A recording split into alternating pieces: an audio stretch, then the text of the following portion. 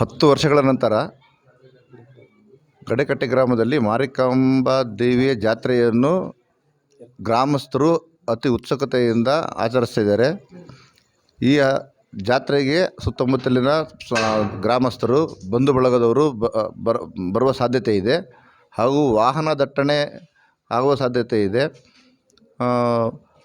ಈ ಸಂದರ್ಭ ಇಲ್ಲಿ ಜನಗಳಿಗೆ, ಸಾರ್ವಜನಿಕರಿಗೆ, ಗ್ರಾಮಸ್ಥರಿಗೆ ಯಾವುದೇ ರೀತಿ ತೊಂದರೆ ಆಗದ ರೀತಿಯಲ್ಲಿ ನಾವು ಊರಿನ ಹೊರವಲಯದಲ್ಲಿ ಕ್ರಾಸ್ಗಳನ್ನು ಗುರುತು ಮಾಡಿ ಅಲ್ಲಿ ಬ್ಯಾರಿಕೇಡ್ಗಳನ್ನು ಅಳವಡಿಸಿ ವಾಹನ ದಟ್ಟಣೆ ಆಗದಂತೆ ಹಾಗೂ ಇಲ್ಲಿ ಹಬ್ಬದ ಸಮಯದಲ್ಲಿ ಬಂದಿರುವ ಭಕ್ತಾದಿಗಳಿಗೆ ಹಾಗೂ ಇತರರಿಗೆ ಯಾವುದೇ ರೀತಿ ತೊಂದರೆ ಆಗದ ರೀತಿಯಲ್ಲಿ ನಮ್ಮ ಪೊಲೀಸ್ ಬಂದೋಬಸ್ತನ್ನು ಸಮರ್ಪಕವಾಗಿ ಕೊಡುತ್ತಾ ಯಾವುದೇ ರೀತಿ ತೊಂದರೆ ಆಗಲಿಲ್ಲದಂಗೆ ನೋಡಿಕೊಳ್ತೀವಿ.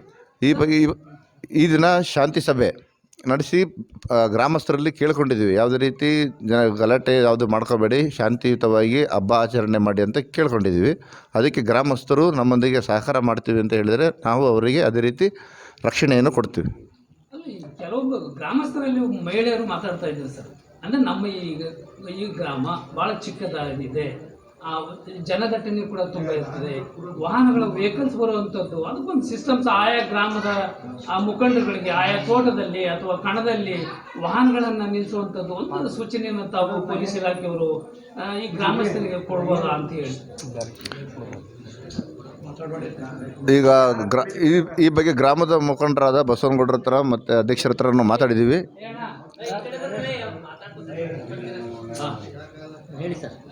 ಅಧ್ಯಕ್ಷರ ಹತ್ರನೂ ಮತ್ತು ಬಸವನಗೌಡರ ಹತ್ರನೂ ಮಾತಾಡಿದ್ದೀವಿ, ಚರ್ಚೆ ಮಾಡಿದ್ದೀವಿ. ವಾಹನಗಳನ್ನು ಎಲ್ಲಿ ನಿಲ್ಲಿಸಬೇಕು ಅನ್ನೋದ್ರ ಬಗ್ಗೆ ಅವರು ಜಾಗ ಗುರುತಿಸ್ಕೊಡ್ತೀನಿ ಅಂತ ಹೇಳಿದ್ದಾರೆ. ಅದ್ರ ಬಗ್ಗೆ ನಾವು ಪರಿಶೀಲನೆ ಮಾಡಿ ಬ್ಯಾರಿಕೇಡ್ಗಳನ್ನು ಹಾಕಿ ಬಂದೋಬಸ್ತಿಗೆ ಸಿಬ್ಬಂದಿ ನೇಮಕ ಮಾಡಿ ವಾಹನಗಳನ್ನು ಪಾರ್ಕ್ ಮಾಡುವ ವ್ಯವಸ್ಥೆ ಮಾಡ್ತೀವಿ. ಈ ಗ್ರಾಮದಲ್ಲಿ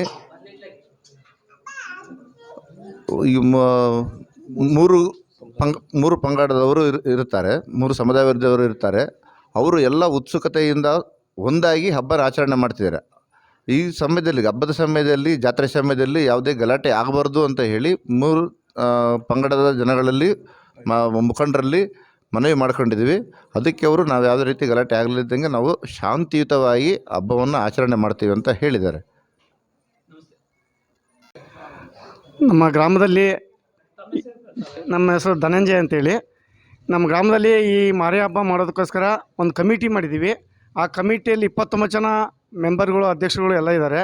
ಹಾಗೆ ಗ್ರಾಮದ ಹಿರಿಯರು ಮತ್ತು ಎಲ್ಲ ಜಾತಿ ಜನಾಂಗದವರು ಸೇರಿಕೊಂಡು ಯಾವುದೇ ಥರದ ಅಹಿತರ ಘಟನೆಗಳು ನಡೆದಂಗೆ ಮಾಡಲೇಬೇಕು ಅಂತ ತೀರ್ಮಾನ ಮಾಡಿ ಈ ಒಂದು ಹಬ್ಬಕ್ಕೆ ತಯಾರಿ 3 ತಿಂಗಳ ಹಿಂದೆಯೇ ತಯಾರಿ ಮಾಡಿಕೊಂಡು ಒಂದು ಹಬ್ಬವನ್ನು ಆಚರಿಸ್ತಿದ್ದಾರೆ. ಅದಕ್ಕೋಸ್ಕರ ಮತ್ತು ರಕ್ಷಣಾ ಇಲಾಖೆಯನ್ನು ಕೇಳ್ಕೊಂಡಾಗ ಅವರು ಬಂದು ಯಾವುದೇ ರೀತಿ ತೊಂದರೆ ಮಾಡ್ದಂಗೆ ಈ ಗ್ರಾಮದಲ್ಲಿ ನಾವು ಹಬ್ಬ ಮಾಡಿಸೋಣ ಅಂತಂದು ಒಪ್ಪಿಗೆ ಕೊಟ್ಟ ಮೇಲೆ ನಾವು ಇದು ಹಬ್ಬ ಮಾಡೋಕ್ಕೆ ರೆಡಿ ಮಾಡ್ಕೊಂಡಿದ್ದೀವಿ.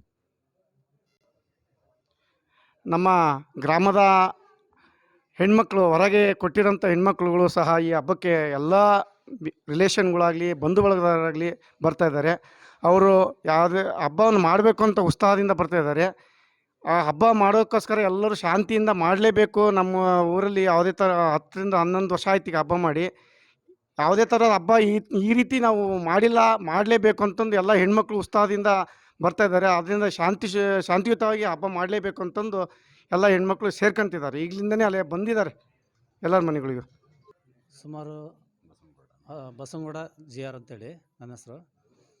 ಈಗ 10 ವರ್ಷ ಆಯಿತು ಗಡೇಕಟ್ಟೆ ಗ್ರಾಮದಲ್ಲಿ ಮಾರಿ ಹಬ್ಬ ಆಗಿ. ಈಗ ಎಲ್ಲ ಮುಖಂಡರು ಸಹ ಸೇರಿಕೊಂಡು ಒಂದು ಕಮಿಟಿ ಮಾಡ್ಕೊಂಡು ಈಗ 10 ವರ್ಷದ ನಂತರ ಗಡೇಕಟ್ಟೆ ಗ್ರಾಮದಲ್ಲಿ ಒಂದು ಮಾರಿಕಾಂಬ ಜಾತ್ರೆ ಮಾಡಬೇಕು ಅಂತೇಳಿ ತೀರ್ಮಾನ ತಗೊಂಡು ಈಗ ಎಲ್ಲರೂ ಸೇರಿ ಎಲ್ಲ ಜನಾಂಗದವರು ಸಮ್ಮುಖವಾಗಿ ಒಂದು ತೀರ್ಮಾನ ತಗೊಂಡು ಮಾರಿಕಾಂಬ ಜಾತ್ರೆಯ ನೆರವೇರಿಸ್ಬೇಕು ಅಂತೇಳಿ ಒಂದು ತೀರ್ಮಾನ ತಗೊಂಡು ಮಾಡ್ತಾಯಿದ್ದೀವಿ. ಈಗ ಯಾವುದೇ ಥರದ್ದು ಈಗ ಅಹಿತಕರ ಘಟನೆಗಳು ನಡೀಬಾರ್ದು ಅಂತ ಹೇಳಿ ನಮ್ಮ ಪೊಲೀಸ್ ಇಲಾಖೆಯಿಂದನೂ ಸಹ ಇವತ್ತು ಬಂದು ಒಂದು ಶಾಂತಿ ಸಭೆ ಮಾಡಿದ್ದಾರೆ.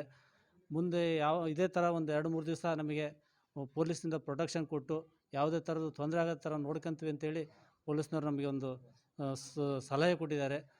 ಹಾಗಾಗಿ ಹಬ್ಬ ಮಾಡೋಕ್ಕೆ ಯಾವುದೇ ಥರ ತೊಂದರೆ ಆಗಬಾರ್ದು ಅಂತೇಳಿ ನಮ್ಮ ಗ್ರಾಮದವರಿಗೆ ಆಗಲಿ, ಹೊರಗಿಂದ ಬಂದಿರತಕ್ಕಂಥ ಗ್ರಾಮಸ್ಥರಿಗೆ ಆಗಲಿ ಹೊರಗಿನವರಿಗೆ ಆಗಿರಲಿ ಯಾವುದೇ ಥರ ಅಹಿತಕರ ಘಟನೆಗಳು ನಡೀಬಾರ್ದು ಅಂತೇಳಿ ಕೇಳ್ಕೊತ ಇದ್ದೀವಿ. ಅವರು ಒಪ್ಪಿಗೆ ಕೊಟ್ಟಿದ್ದಾರೆ. ಆಮೇಲೆ ಅವ್ರ ಹತ್ರ ಮತ್ತು ಈಗ ರೋಡಲ್ಲಿ ಹೋಗ್ತಕ್ಕಂಥ ಕ್ರಾಸ್ಗಳಿಗೆ ಬ್ಯಾರಿಕೇಡ್ಗಳು ಅಳವಡ್ಸೋಕ್ಕೆ ಏನು ಬೇಕಾದ ಮಾಹಿತಿ ಕೊಟ್ಟಿದ್ದೀವಿ. ಅದಕ್ಕೆಲ್ಲ ಒಪ್ಪಿಗೆ ಕೊಟ್ಟಿದ್ದಾರೆ ಅವರು. ಶಾಂತ ರೀತಿಯಿಂದ ಹಬ್ಬ ಮಾಡಬೇಕು ಅಂತೇಳಿ ನಾವು ನಮ್ಮ ಗ್ರಾಮಸ್ಥರಲ್ಲಿ ಹೊರಗಿನ ಬಂದವರಿಗೆ ವಿನಂತಿ ಮಾಡ್ಕೊತ ಇದ್ದೀವಿ. Thank you sir.